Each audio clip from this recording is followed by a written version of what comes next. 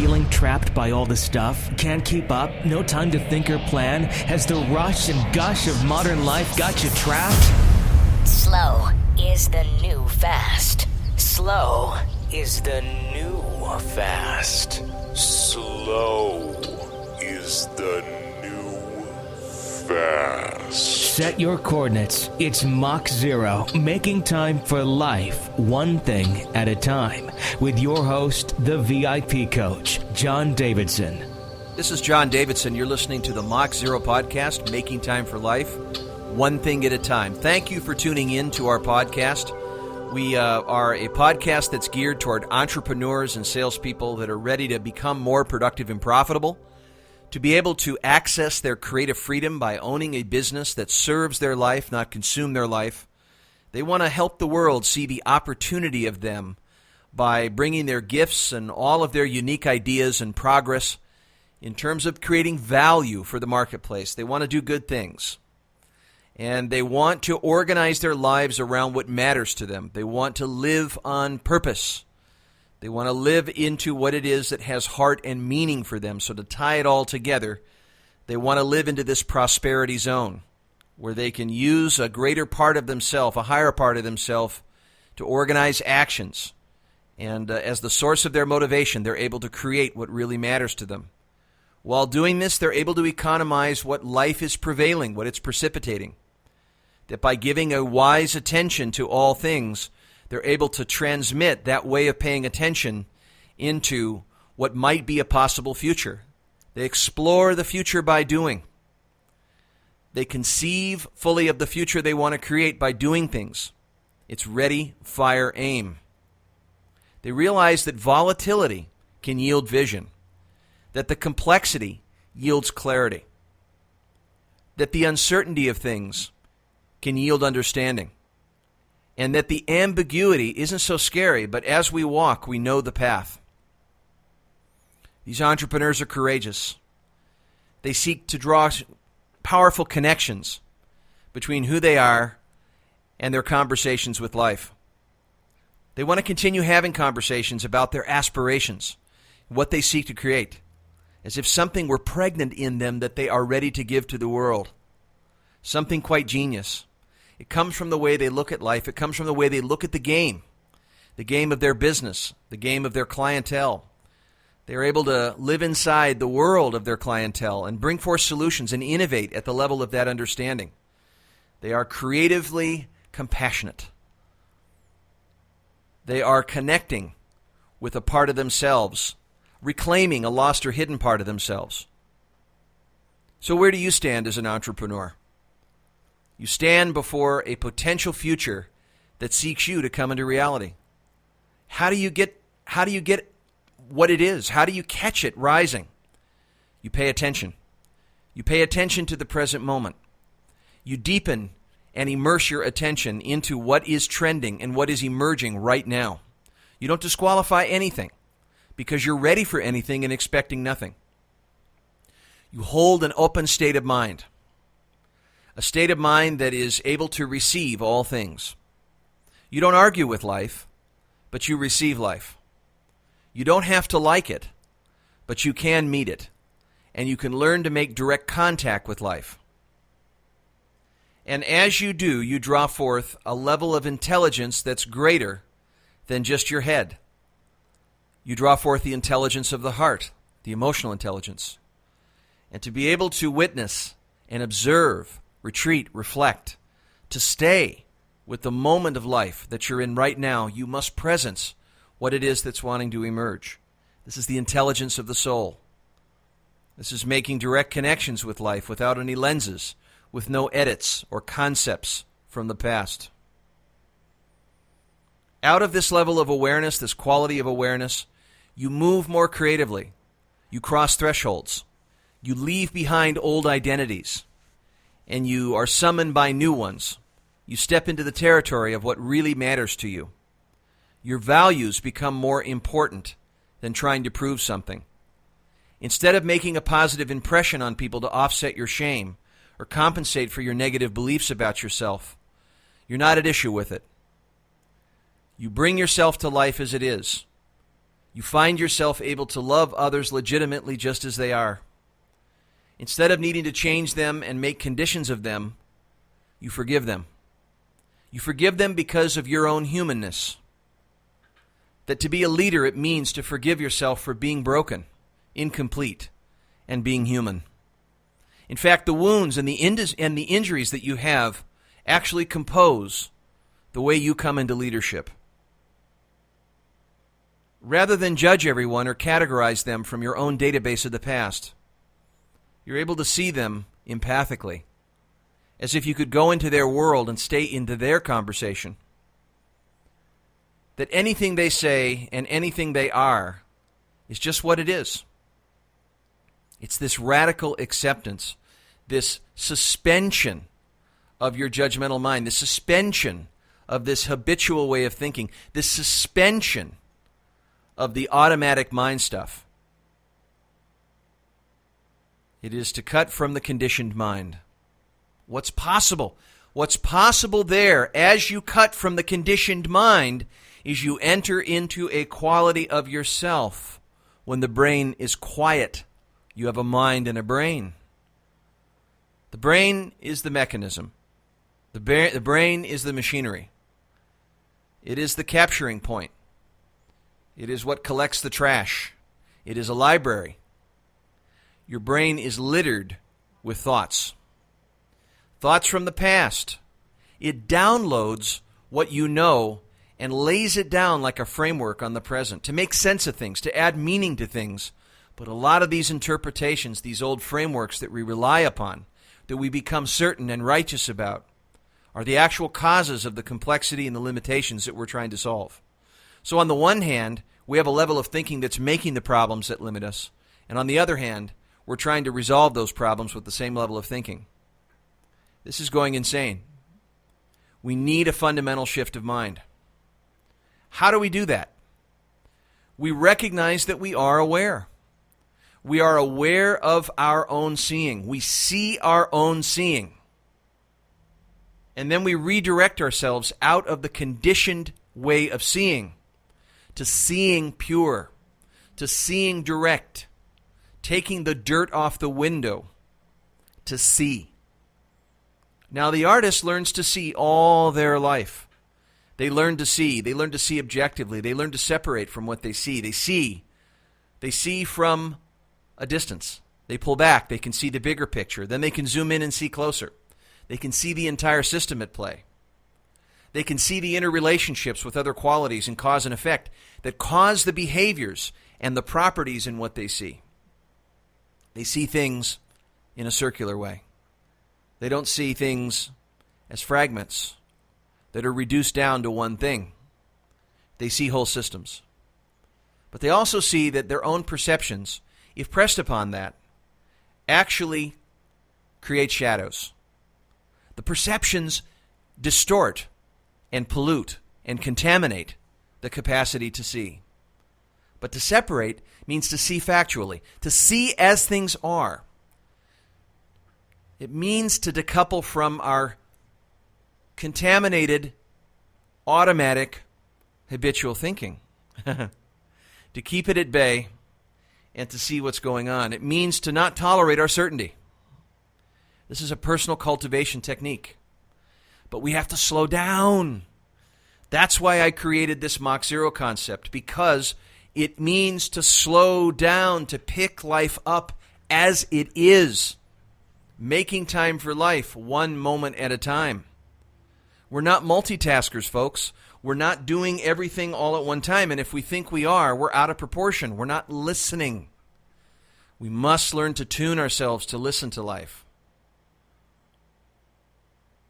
Why do I say this? Why do I suggest that this become a practice? Why? Because it's possible to bring forth a higher future possibility, a higher quality of being. It's possible to cultivate something within us, something that is meaningful to us when we encounter what's accessible beyond the brain. We tap into the mind. The mind is something externally connected and enfolded within us. The mind is a field, something of greater proportion, something older than language itself, something invisible that causes something in the visible realm. It's a conversation with a wider angle of life. It may mean to sense the wholeness that's around us and act from that place. Does that suggest a greater good? It might. Does that suggest a service into something larger? It might. Does that suggest a forgetting and a remembering? I think so. Of remembering a part of us that we may have forgotten or put away out of fear or lowering our standards or living in a way to measure up or being socialized, being approved, to belong, to not be humiliated. We all have this. We all want to belong. We all want to be approved. We all love to get attention. But are we just so preoccupied with looking good, with being special, that we fail to listen, to pay attention, to be sensitive to other people's needs, to be compassionate and understanding about their diversities and differences?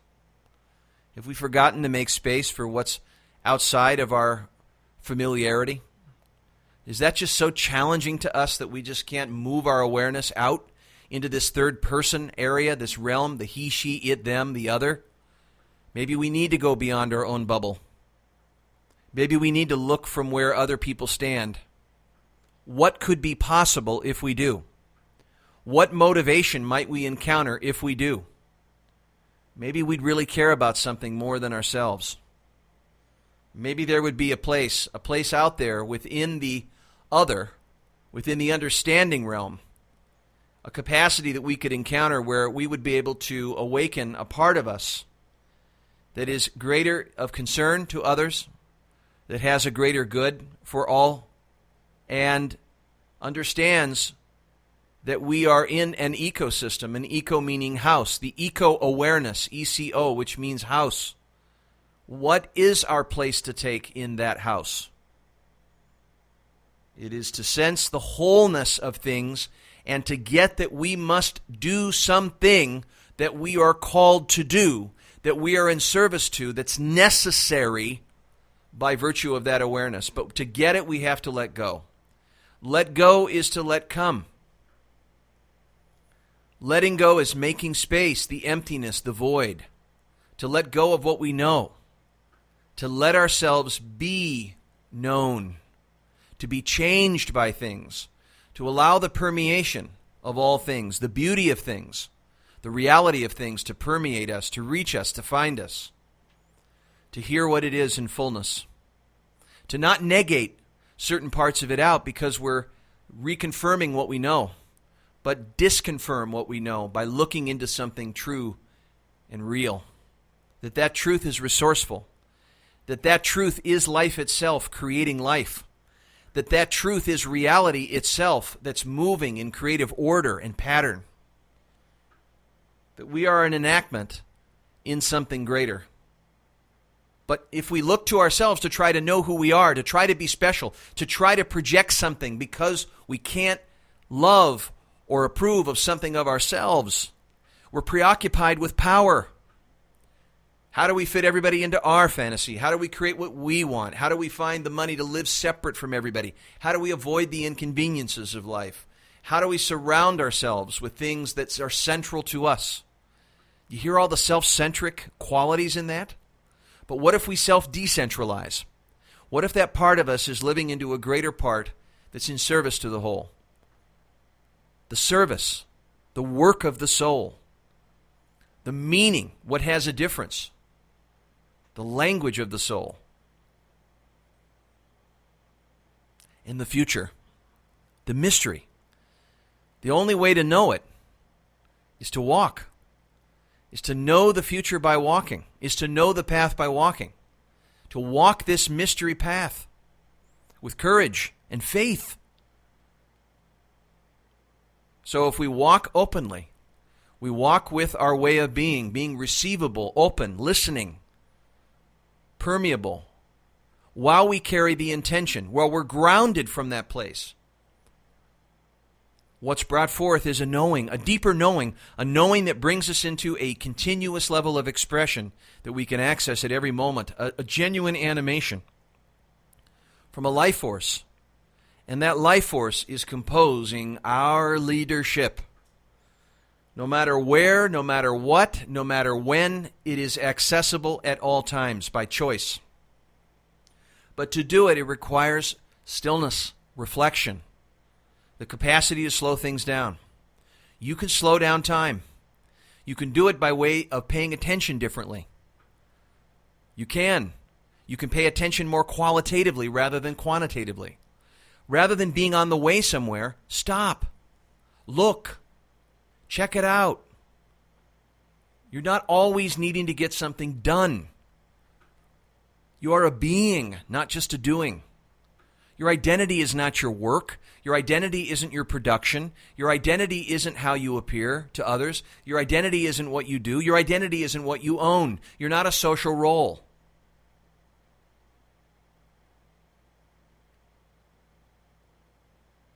You are a soul having a human experience. You came here to learn. You came here to figure, as you went along, that all things are pointing back to something that you need to do. A sacred project.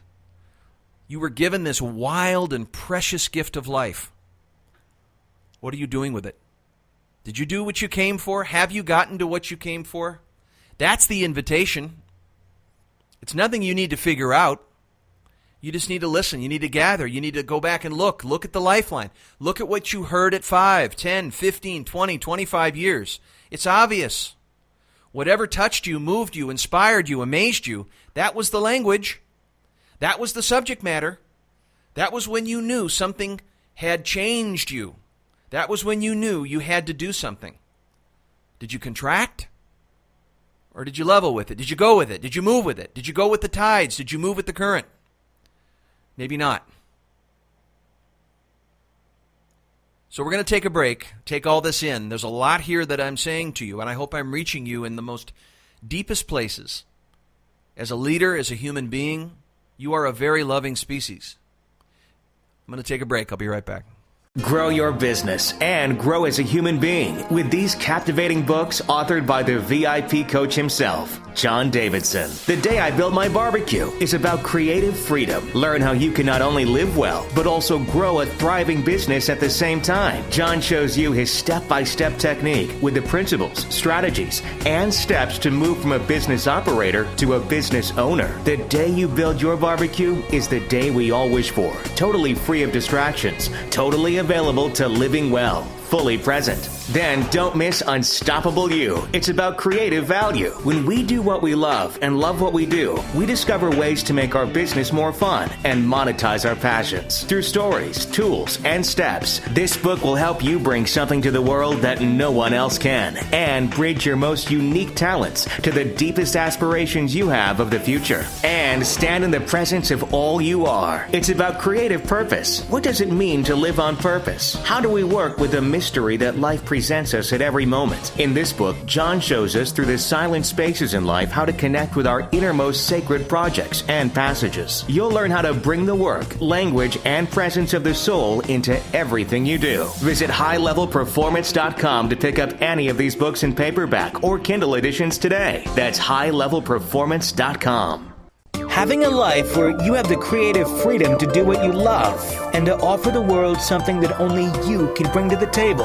That is the world of high-level performance with John Davidson. That is the world of radical creativity. That is the world that you can be a part of when you realize all that is holding you back is you. Begin the journey through one-on-one coaching that gives you the finesse for business and lifetime achievement, and find your place on the roadmap to high-level performance today. Visit highlevelperformance.com. From go time to slow time. Slow is the new fast. Mach 0, making time for life, one thing at a time. With VIP coach John Davidson. This is JD. We're getting into the quality of being. This is a session very much about the quality of awareness, quality of being, and the necessity for reflection. Humberto Maturana said a quote. He said that reflection is the only antidote to changing your history. How true is that? Is that when we slow down and we look at the defining features of what's around us, in layers of what's in our own lives, and what is in the context of what we're doing, what brings us into action, what calls us to do what we do, what orients us at a very deep level, we can access a deeper involvement with life. See, I don't think we're out to make life easy or do less or to relax on our laurels. We're here to do great things. We're here to do great work. We're here to do work that matters to us. We're here to contribute. We're here to generate. We're here to bring something to the world that no one else can. We're the carrier of something great. Our talents is the will, the divine will working through us. The meaning that we have to do something that makes a difference and do what matters is a law of spiritual economics. There's an energy that we draw from that. Energy equals what makes a difference times what matters.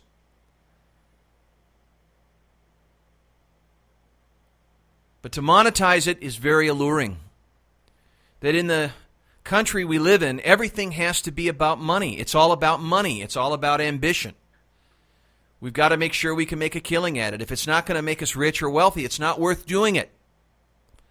That's not true. There's nothing I could pay you to work in your misery.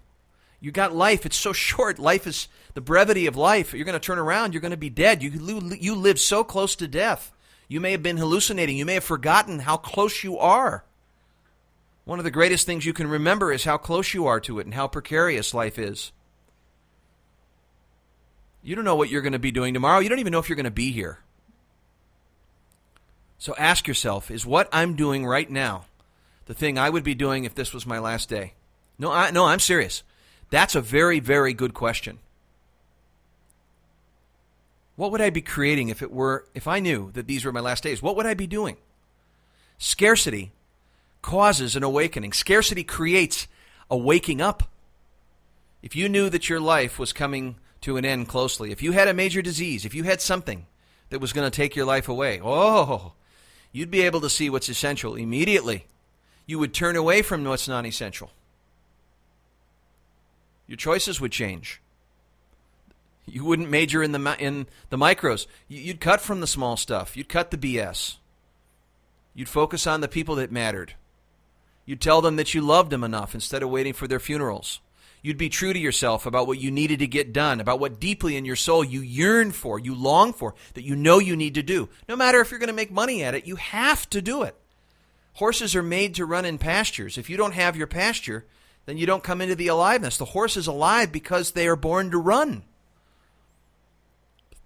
So like you need to find that place to take in the ecosystem, that place that you care about, something you want to bring into the world because it's important for its own sake. You just need to. You have to.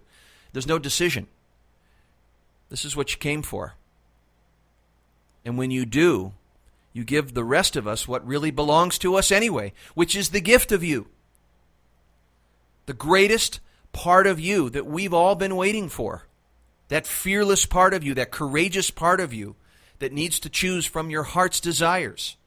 Those dreams that you had when you were young and little that you put away at the expense of too much responsibility, fear, to be able to fit in, to live a mundane life, have a little bit of prestige, and then you die. Don't lower your standards. Look, you got time, right? You got oxygen, you got breathing, you have hands, you have gifts, you have talents, you have a mind that can see things a certain way. You can reflect. You can consider what matters to you. You can think your life. You can rethink it at any time. Everything's up for grabs. So if you had a chance to live it again with a fresh start, what would you be doing? Where would you devote your life spirit? What would you bring into the world? If you had unlimited time, unlimited money, if you knew you couldn't fail, what would you do? What would be the subject matter from which you would build your life process on? What I've got to get into you, what I absolutely am convicted through every ounce of my being as an instrument, as a voice, is to remind you that this thing that you came for, this part of you, this magic in you, this light within you, is something that you don't have a choice about. It's your DNA talking to you, that what matters to you is insistent. This is not optional. This is your job description of coming into human beingness. Right? Homo sapien, one who knows. That's what Homo sapien means. One who knows. One who knows what to do. One who knows what to bring forth. One who knows by sensing and acting from that place of what's needed. One who knows what they're in service to. One who knows what calls them to action. One who knows their gifts and produces and takes aim within those gifts.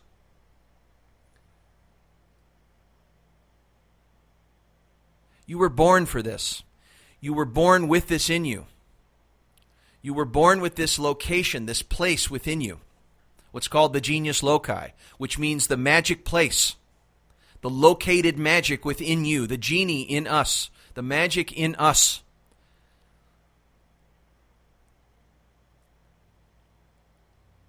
If you can't make money with it, then make money at something that gives you access to do it. But please do it. Play all of your music within you. Don't die with the music in you. You are seeded. You have prenatal seeds within you to bring this forth and give it to the people waiting for you. I see like what I'm saying is a dog whistle. I mean, not everybody's going to hear my call.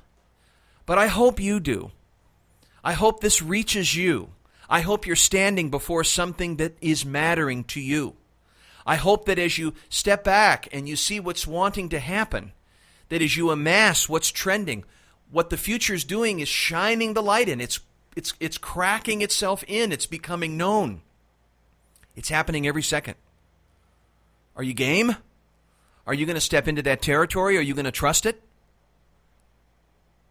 That's what leadership is. It's to die. It means something in me has to die to step across the threshold to this faith in the call. The faith in the call is stepping into the unknown, creating separate from what you know. It's will, but it's willingness. It's both. Integrity is to stay in that ambiguity, making those choices, directing your intention without certainty. You don't need to manipulate yourself. You don't need affirmations. You don't need to lie to yourself about what's going on. You just need to tell yourself the truth. And if you did, you would find a sense of yourself that is ready, willing, and able to assist. Because when we know what's true, when we see what's going on, when we tell ourselves the truth, we get resourceful. We bring forth the talents. We bring forth our nature, the thing that's ready and able to go forward.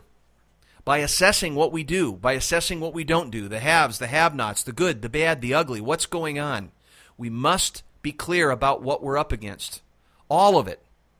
Not pessimism, not optimism, but neutrality of what is real, what's factual, what do we know, what do we not know, what can I control, what can't I control, what do I have, what do I not have, relative to what I'm dreaming of creating. Start with a creation you want to create. Today, right now, what do you want to bring into being? This is a choice. It's not circumstantial. It's not you waiting on the right timing to get ready, to get ready, to get ready, to get ready, to get ready. Because you're going to end up being a hopeless doer of being ready to get ready, to get ready, to get ready. And if I could get this done and get this done and get this done and get this done, I'd have more time. And I'll do it later when I have more time. It's such a necessary lie. You're not going to be any busy later, less busy later than you are now. I've worked with superstars. They never release themselves from all the stuff. Life is always coming at you. Being overwhelmed is because everything has equal meaning to you. Do you get the point? It's not because you have too much to do or too much to pay attention to or too many gadgets or too many this or that and so forth. It's you. It's because your hierarchy of importance isn't determined. You haven't been clear about what matters to you. You've been giving equal importance to everything. That's why everything has become urgent. Even if it's not important, you assign it so. But when you realize that you cannot get to it all, you will realize that you cannot get to your inbox. You will not answer all of your emails. You won't get to it all. You have to live with that. You will have opportunity cost. You can't satisfy everybody. You will never be able to handle it all. You will never get to your endless to-do list. Never. You may spend your whole life being one who cracks the code on getting all your to-dos done, but then what? You don't create what you want. All you're doing is thinking that you're accomplishing something. That's the hallucinogenic of it. It's hallucinating. It's a virtual reality. Take stock. Are you really getting to the big stuff? Choice. You've got to look at what's most important. If you get that stuff, you got the energy for all the rest. But if you're living into the stuff that's not important and it doesn't matter to you, what are you doing?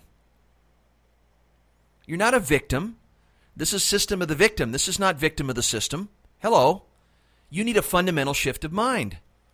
It's time to be a choice maker, not a victim. It's time to be a creator, not a reactor. It doesn't matter who you are. Your identity doesn't.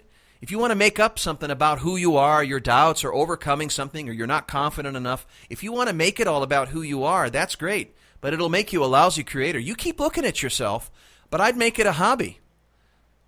You don't need to change your potential. You have enough discipline. You don't need to change anything about you unless it's directly in the way to what you want to create. Leave yourself alone. Stop fixing your quirks. Turn your eyes around. Focus on what you want to create. When a woman makes a baby, she's focused on the baby. She's focused on the creation. She's not meddling with herself, thinking about how this makes her feel or if she's in the right kind of positive thinking mind and so forth. Positive thinking is a form of positive lying. When you lie to yourself, you don't tell yourself the truth to inform yourself intentionally of what you need to change and where you need to change. You have to separate your identity from what you're creating. Otherwise, you can't use failures as assets. And failures come from experimentation, risk-taking, learning by doing. That's what creating is. And if you think you're not creative, don't worry about it. You can be not creative and still create. Or you can be super creative and not create. Creativity and creating are two different things. But creating is bringing something to exist because it matters enough to do so. That's it, period, end of story. It didn't exist in the past. It's something that didn't exist to bring into existence. It's not situational. It's not a problem that you're solving. It's not mangling with yourself, wrangling with yourself, changing who you are, changing your patterns, changing your beliefs, all that BS. You don't have to do all that work. Just master your creative process. Start creating now. And what you create, the source of it, make sure it matters to you. And a lot of what matters to you, there'll be some things that you want to create just because you want them, but there's going to be a lot of creations that you want to do that are good for others too, because you're a good-natured person. Human beings are basically good. At fundamental levels, we're basically good. We're born good. But we get caught and we get trapped in all the concepts and inner conflicts that become more senior, more dominant, that ambush and outlaw and neutralize this basic principle of life creating out of the life that we want to create, meaning that what we create is what we love. We love it, and then we decide to create it. We love the creation first. Then we bring it into being because we picture it. We imagine it. It's not that complicated, folks. We've layered it on as adults. We've made it cathartic. We've got to be worthy of what we want, so we put all these extra steps in the way to be worthy of what we want. Don't marry deserve to desire. Creators and artists don't worry about what they deserve. They don't put who they are and what their point system is and how they've scored and their character and all this stuff into taking action. They create because they want something to be created. It has nothing to do with their identity or their sense of worth. If you think of yourself highly, low, or big self-esteem, low, high, whatever it is, that's not a prerequisite for what you seek to create. The creative process is a process of mastery. It's not a process of fixing yourself. Let's get this right. We've been dogmatically swooned and manipulated into these ways of thinking for marketing purposes because it helps us think that things are going to be relieved. We're going to get relief and ameliorate a problem, but that's not creating. We fundamentally need to learn how to generate out of the love we have for a creation. And if we see the current reality or the current state, the stage that the creation is in, sometimes we'll be in a foolish stage. We won't look good. We'll have to learn. But we can assess where we really are. So, I'm going to leave you with these questions. What do you want to create? What is the current reality that you now have compared to what you want to create? What are the defining features right now in your life that are bringing you into action? What deeply orients you at a deep level that you'd like to be in service to? Write down 5 creations that you long for long term that you'd like to bring into being in your life by choice. Write down 3 or 4 people that may involve the access point to those creations. And start by bringing a couple of people together. Who would they be to get a rally going around those creations? Because things don't get created by yourself. Yeah, things that are bigger than you, things that are more than you know, will require dependence and teamwork and help and resources. Start now. Choose. And that's it. So this is JD. This is the VIP Coach. I appreciate you listening to today's show. Write down the 1 or 2 or 3 insights that you took delivery of during this conversation. I hope that we get a chance to meet and we get a chance to work together in the VIP Coach, and that you resign from doing it all yourself, and that you confront your dependence and understand that getting a wingman is not an insult. It's a strength. You have to be strong enough to be weak, to understand that you don't have the full package to create what you want. Knowing the truth and knowing your limitations is one of the best strengths that you can have. And when you do, you'll get resourceful. You'll let yourself be helped. But if you're trapped in having all the answers, and you're trapped in proving something, and you're afraid, and you think it has something to say about who you are, and that you should be this or you should be that, well, I'm sorry for you. Because you're going to spend a lot of time screwing around, doing a lot of things the hard way, trying to be somebody, instead of focusing on what's necessary to create what you want. And out of that will flourish a coaching relationship. You realize that you could use the help of a wingman and a sounding board, a climbing buddy, someone who holds your tires to the road, someone who helps you think things through, to see opportunities and also to see obstacles that you miss because you're occupied by your conditioned mind. Know your limitations. Our phone number is 714-375-6624. That's 714-375-6624. You can find us online at highlevelperformance.com. This is Coach JD, head coach and founder of High Level Performance and the VIP Coach. We're at highlevelperformance.com. Thank you very much. Have a great day. For more tools, go to highlevelperformance.com. Better business, better life. Fast growth, keeping things simple. Or visit us on Facebook. Mach 0, making time for life, one thing at a time. Set boundaries, focus your attention, and maintain a positive state of mind. Hire a VIP coach to help you. Call 714-912-9261.